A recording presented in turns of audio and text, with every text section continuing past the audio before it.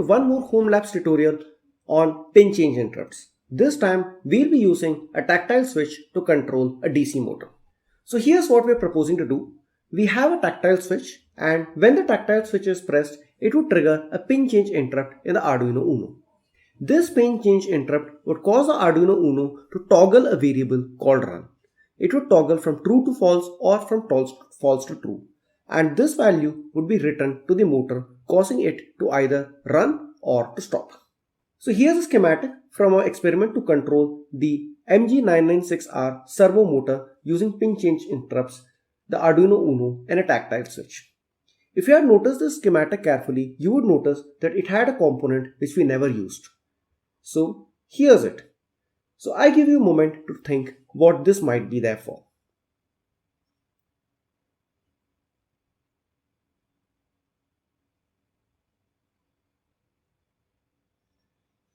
So this component is basically the LM293D motor driver IC. We didn't use it in our circuit of operating the servo motor, but in this case, when we operate the DC motor, we would be requiring this motor driver IC. So here's why we require this. The circuit can be conceptually broken down into a control circuit and a power circuit. The control circuit is basically operating on low voltage, and the power circuit is operating on a higher voltage. In our case, since this is a hobby project, the voltage differences aren't too huge. We have 5 volts for the control circuit, which is going to take care of the circuit which is capable of running at 12 volts. The DC motor we have selected is capable of taking up to 12 volts, but we would be connecting it to a 9 volt adapter since I have it available.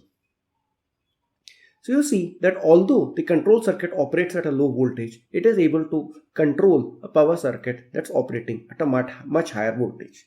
Since this is a hobby circuit, the voltages involved are quite low, and the difference between say 5 volts and 12 volts is not really huge. But in some practical applications, like for example an electric car or an electric locomotive, the differences might be quite huge. So here's how you can achieve a separation of the power circuit and the control circuit. We can use a power transistor.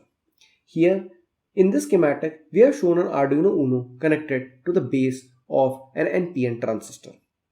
So when the Arduino Uno gives a high signal to the base of this transistor, the transistor operates like a switch. It goes from an open switch to a closed switch, and current flows from 12 volts to ground. This causes the motor to rotate. Thus, we can use a simple signal to turn on and turn off the motor. Now, here's another circuit which is called the H-bridge circuit. This basically makes use of 4 transistors. In this schematic, I have shown the transistors as 4 switches because the transistors are conceptually being used as switches in this circuit.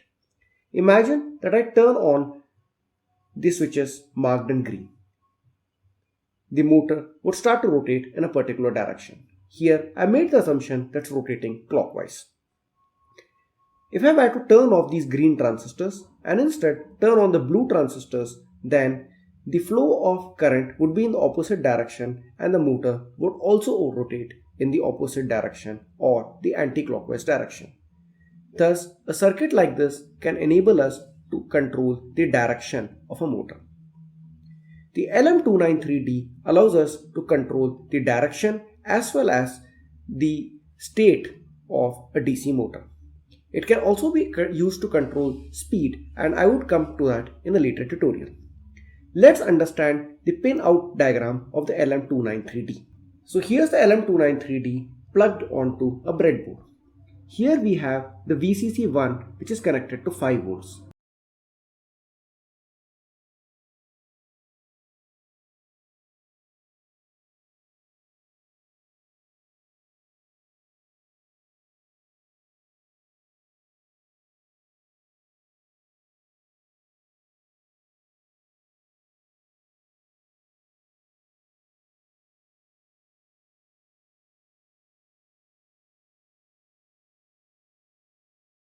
So here we have the VCC1 which is connected to 5 volts.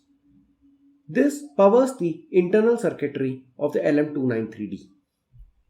At the opposite end we have VCC2, This is going to power the motor and hence can be connected to a range of voltages from 4 volts to 36 volts. The left part of the LM293D can control a motor and so can the right part. We call this motor A and motor B. So here's the pin called enable A. If this is high, then the motor connected on the left side can be driven. If it's low, then that motor would be turned off. Then we have input 1 and input 2.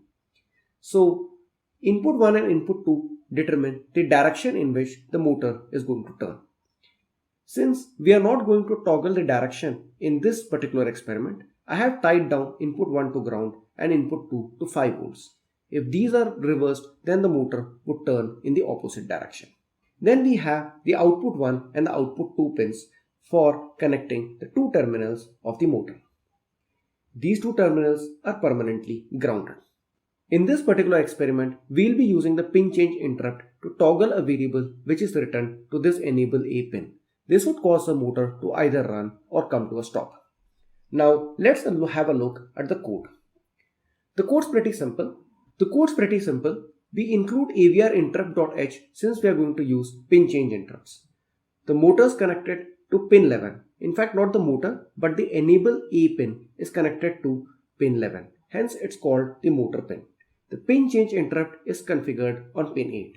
We have the Boolean variable run, which is going to be written to this motor pin, causing the motor to either run or stop.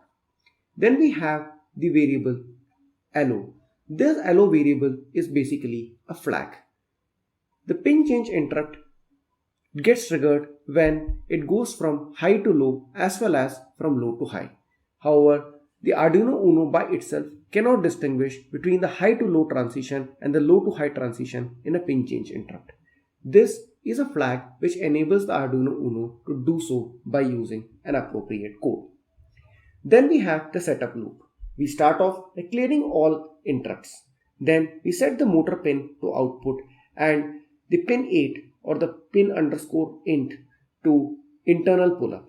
That is, it's tied down to 5 volts. When the tactile switch is pressed, this pin gets pulled down to low and thus we have a pin change interrupt getting triggered. This code here is basically there to configure the pin change interrupt on pin 8. This part of the code basically enables interrupt on port B. Port B includes pin 8 and this part of the code enables the pin change interrupt vector on pin 8. We have a detailed tutorial on pin change interrupts and the pin change interrupt registers. The link would be there in the description box and also in the top right corner of the video. Now we come over to the pin change interrupt vector. In this if loop, we are reading the value of pin 8. If pin 8 happens to be low and allow happens to be true, then this part of the code would get executed and run would be toggled. Once run gets toggled, the allow flag gets set to false. This means that this part of the code would be executed when we go from high to low because allow will be true. On the other hand, when we go from low to high, because allow has been set to false, the Arduino will not take cognizance of this change. Thus, by using code, we are able to distinguish between the high to low and the low to high transitions. In the void loop, the value of run is written to the motor pin. In case allow happens to be false, it basically means that the pin change interrupt has been triggered and due to this high to low transition, and probably the low to high transition has also happened, and so the allow variable is set to false. If this is the case, then the status of run is obviously written to the motor pin and we also have a small delay of 400 and then we set allow to true. So what's happening here is that we have put this delay to debounce the switch. We are using mechanical switches here and mechanical switches do not have a clean transition like this. They typically go like this. So by introducing this delay, the Arduino is shielded from taking cognizance of this part in which the value is quickly shuttling between the high and the low. So we take cognizance here and then we take cognizance here. and this is a technique of debouncing a switch. It's very important to use this because otherwise your code may misbehave.